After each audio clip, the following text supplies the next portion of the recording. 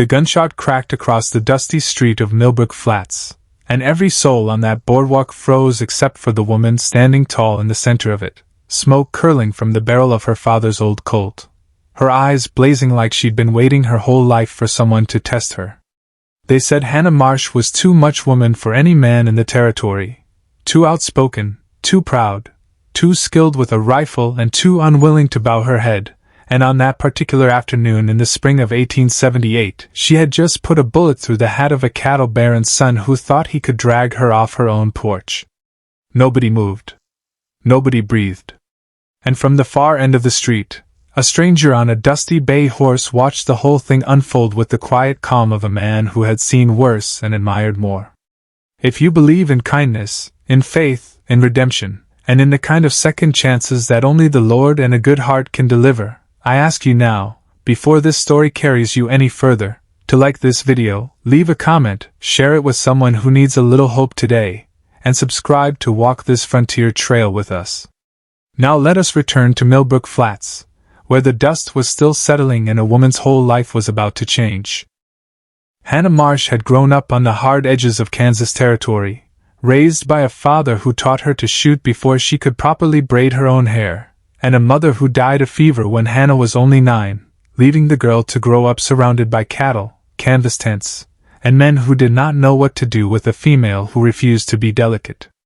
Her father, Thaddeus Marsh, had built the Circle M ranch from nothing but grit and stubbornness, and when he passed 3 winters back from a fall off a green horse, he left the entire spread to Hannah, much to the outrage of half the county who believed land belonged in the hands of men. She ran that ranch alone for 3 years, branding cattle beside her hired hands, riding fence lines in storms that would have sent lesser souls running for shelter, and facing down every banker, rustler, and gossiping busybody who told her a woman had no business holding on to 4,000 acres without a husband to guide her. The whispers followed her everywhere she went, into the mercantile, into the church pews on Sunday mornings, into the saloon doors she was not even permitted to enter. They said she was too tall, too loud, too handy with a gun, too quick with her tongue, and far too stubborn to ever make a proper wife. Suitors who came calling left within a week, unable to stomach a woman who could outride them, outshoot them, and outargue them before breakfast was finished. And so Hannah built a wall around her heart thick as the ranch house timbers, telling herself she needed no man, that she would rather die alone in the saddle than shrink herself down to fit some fragile notion of what a lady ought to be. It was into this hardened, weary heart that Thomas Coulter rode one dry afternoon in April, a drifter with sun-browned skin and eyes the color of a storm-washed sky, carrying nothing but a bedroll, a rifle, and a past he did not speak of. He had come west from Missouri after the war took his brother and left him with nothing but a limp in his left leg and a heaviness in his chest he could not shake. He had drifted from ranch to ranch for 6 years, taking work where he could find it, never staying long enough for anyone to ask too many questions. When he heard in town that the Circle M was hiring hands for the spring roundup, he rode out to apply, only to find the owner of that ranch was not the gray-bearded rancher he expected, but a woman standing in the corral with her sleeves rolled up, breaking a wild mustang with more patience and skill than most men Thomas had ever seen. He sat his horse at the fence and watched her work for a full 10 minutes before she even noticed him, and when she finally did, she did not smile or soften her voice the way most women were taught to do around strangers.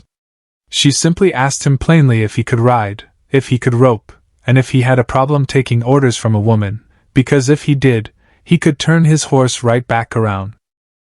Thomas Coulter, who had buried more pride than most men carry in a lifetime, simply tipped his hat and said that orders were orders no matter who gave them, so long as they were fair, and Hannah, startled by the lack of argument, hired him on the spot. The days that followed were filled with the ordinary rhythms of ranch life, the branding fires smoking beneath a wide prairie sky, the lowing of cattle being pushed toward summer pasture, the creak of saddle leather, and the smell of coffee boiled black over a campfire at dawn. Thomas worked harder than any hand Hannah had ever employed, never complaining, never questioning her decisions in front of the other men, though he was not afraid to speak his mind when the two of them were alone mending fence or counting cattle. He noticed things about her that others never bothered to see, the way her hands trembled slightly after she gave orders, as though she was still waiting for someone to tell her she had done it wrong, the way she ate her meals standing at the stove instead of sitting at the table because she had grown so used to eating alone that the empty chairs across from her felt like accusations. He noticed the exhaustion behind her eyes, the kind that came not from physical labor but from years of proving herself to a world that refused to believe she deserved a seat at the table in the first place. And though he said nothing of it for weeks, something in him ached for her in a way he had not expected, a tenderness he had thought the war had burned clean out of him. The trouble began, as trouble often does in cattle country, with money and greed. A land agent named Walter Pruitt, representing a wealthy cattle syndicate out of Abilene, had been circling the Circle M for over a year, eager to buy out Hannah's grazing rights and water access for a fraction of what the land was worth. When she refused him for the third time, his smile turned cold, and within weeks strange things began happening on the ranch. Fence lines were cut in the dead of night. A section of the herd was found scattered across 3 miles of open prairie after someone had spooked them deliberately. And then, most dangerous of all, a note arrived nailed to the barn door warning Hannah that a woman alone would not survive a hard winter without help she could not afford to refuse. Hannah, who had faced down drought, blizzard, and the death of her own father without shedding a public tear, found herself standing in that barn with the note trembling in her hand, and for the first time in years she allowed herself to cry where she believed no one could see her. But Thomas saw. He had come looking for her when she had not returned from checking the north pasture, and he found her there in the shadows of the barn, her shoulders shaking, her fierce independence cracked open just enough to reveal the frightened, lonely woman underneath it all. He did not rush to comfort her the way some men might, with empty words or clumsy hands. He simply leaned against the barn wall a respectful distance away and told her, in that low, steady voice of his, that he had seen plenty of brave men break under far less than what she was carrying, and that there was no shame in a person feeling the weight of what they carried alone. Hannah, wiping her eyes with the back of her sleeve, snapped at him that she did not need his pity, that she had been managing fine long before he ever rode onto her land, and that she would manage fine long after he rode off it too. And it was here, in this moment of raw and wounded pride, that Thomas Coulter said the words that would change the course of both their lives. He walked closer, not close enough to crowd her, but close enough that she could see the sincerity etched into the lines of his weathered face, and he told her that everyone in town had been telling him for weeks that she was too much woman for any man to handle, too proud, too sharp-tongued, too unwilling to bend. And then he said quietly that he did not believe a word of it, that what they called too much, he called strength, and what they called unmanageable, he called a woman who had never once been given a reason to trust anyone enough to lean on them. He told her to sit down on the old feed barrel beside the barn wall, and when she hesitated, glaring at him with the last of her defiance, he said it again, softer this time, "Sit down, and let me show you what a real partnership looks like, not a man trying to tame you, but a man willing to stand beside you." Hannah did not know what to say to that. No man had ever spoken to her as an equal, had ever suggested that her strength was something to be honored rather than fixed. She sat, more out of shock than obedience, and Thomas sat beside her on an overturned crate, and for the first time since her father's death, she spoke of her fears out loud, the fear of losing the ranch, the fear of dying alone in a house too big and too quiet, the fear that the very qualities that kept her alive out here were the same qualities that would keep her forever apart from any kind of love. Thomas listened without interrupting, and when she finished, he told her about his brother, about the war, about the guilt he still carried for surviving when his brother had not, about the years he had spent drifting because he did not believe he deserved to plant roots anywhere.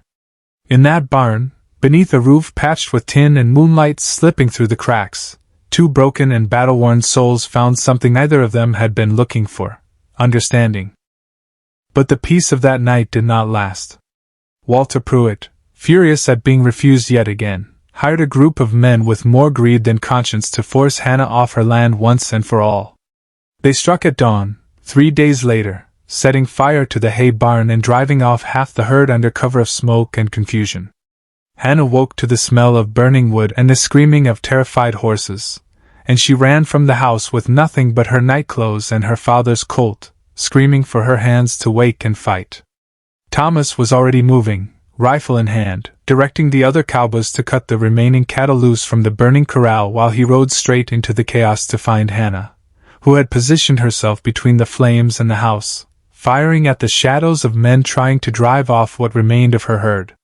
It was a battle fought in firelight and smoke, cowboys against hired guns, and in the middle of it, Hannah took a bullet graze across her upper arm that sent her staggering, though she did not fall, gritting her teeth and continuing to fire even as blood soaked through her sleeve. Thomas reached her just as one of Pruitt's men leveled a rifle at her back, and without a moment's hesitation, he threw himself between them, taking the shot meant for her in his own shoulder, the impact spinning him to the ground in the dirt beside the woman he had, without ever saying so aloud, come to love.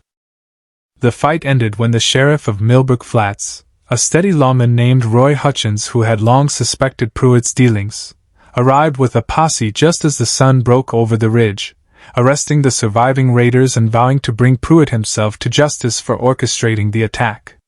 But in the aftermath, as the barn smoldered into ash and the herd was slowly gathered from the scattered prairie, Hannah knelt in the dirt beside Thomas, pressing her torn sleeve against the wound in his shoulder, tears streaming freely down her face for the second time in her life, no longer caring who saw her cry.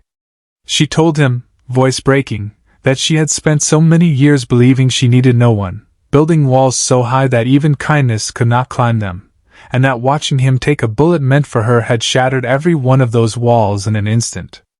Thomas, pale from blood loss but still managing a faint, crooked smile, told her that he had not thrown himself into that fire for a woman who was too much, but for a woman who was exactly enough, exactly as she was, fierce and unyielding and beautifully unbroken by a world that had tried so hard to break her. The weeks that followed were slow and healing ones, filled with mending fences both literal and figurative, with the rebuilding of the barn and the rebuilding of trust, with quiet mornings on the porch where words were no longer necessary between them, only the comfortable silence of two people who had finally found somewhere to belong. Walter Pruitt was arrested and tried in the county courthouse, his syndicate's cruel scheme exposed for all of Millbrook Flats to see, and the very same townsfolk who had once whispered about Hannah being too much began instead to speak of her with a quiet, reluctant respect, watching the way she had stood her ground against powerful men and won. By autumn, when the leaves along the creek bed turned gold and the cattle were fat and ready for market, Thomas Coulter asked Hannah Marsh to marry him, not in some grand romantic gesture, but simply while they sat together mending a saddle on the very same feed barrel where he had first told her to sit down and let him show her. He told her he did not want to tame her, did not want to change a single stubborn, fierce, magnificent thing about her, only wanted the privilege of standing beside her for whatever years the Lord saw fit to grant them. Hannah, who had once sworn she would rather ride alone into old age than compromise a single inch of who she was, found that loving Thomas required no compromise at all, only the courage to let someone finally see her fully and choose to stay. Before we reach the end of this story, I would love to hear from each of you watching tonight. Please leave a comment below and tell me where in the world you are watching from this evening, and tell me too what lesson this story stirred in your heart, whether it was about the strength hidden inside every woman who has ever been told she was too much, or the quiet courage it takes for a man to truly see someone rather than simply desire to change them. Your stories and your reflections mean more to this humble frontier tale than you could know. They were married that winter in the small white church at the edge of Millbrook Flats, with snow falling soft and silent outside the frosted windows, and the same townsfolk who had once gossiped about Hannah Marsh being unmanageable now filled the pews to witness a love built not on taming, but on honoring. The Circle M Ranch thrived in the years that followed, its herds growing strong under the partnership of two people who had each been broken by the world and had found in each other the gentle strength to heal. Hannah never stopped riding fence lines or breaking wild horses, and Thomas never once asked her to be anything less than exactly who she was, for he had learned, as all good men eventually do, that a woman is never too much, she is simply waiting for someone brave enough, and gentle enough, to sit down beside her and truly see her worth. And on quiet evenings, when the prairie wind rustled through the grass and the sun sank low and golden over the endless Kansas horizon, they would sit together on that same worn porch, hand in scarred hand, grateful beyond words for the second chance that a dusty cattle drive, a burning barn, and one brave cowboy's unwavering belief had given them both. If this story of kindness, faith, redemption, and the healing power of a second chance touched your heart tonight the way it touched mine in the telling, I ask you with all sincerity to like this video, leave your thoughts in the comments, share it with a friend or loved one who might need a little hope today, and subscribe so we may ride together into many more frontier tales yet to come. Until next time, may you always remember that you are never too much for the right heart to hold. You are simply waiting for someone willing to sit down and let you show them who you truly are.